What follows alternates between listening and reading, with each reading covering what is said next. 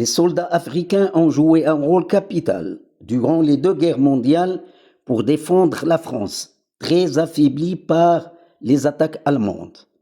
L'armée française fait appel à ses colonies d'Afrique du Nord et du subsaharien et de l'Afrique centrale. Plus de 2 millions de soldats ont été mobilisés en plus de 300 000 soldats marocains pour défendre le drapeau français. Les soldats marocains, on les appelle les goumiers. Des généraux ont reconnu leur férocité et leur front meurtrier. Et c'est grâce à eux que les alliés États-Unis, Royaume-Uni et la Russie ont pu monter le mont Casino en Italie en 1944. Les goumiers ont participé massivement à la libération du territoire français de l'occupation allemande entre 1940 et 1944.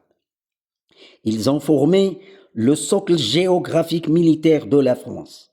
Mais après la guerre, les goumiers qui ont perdu leur jeunesse et versé leur sang pour défendre une nation qui ne les jamais reconnue n'ont rien reçu en contrepartie.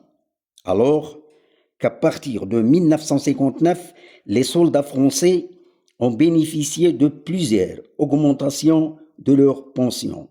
Et celles des goumiers ont fait l'objet d'un scandale, la cristallisation des pensions, gel total, parce qu'ils ne sont pas des citoyens français et ils sont nés du mauvais côté, l'Afrique.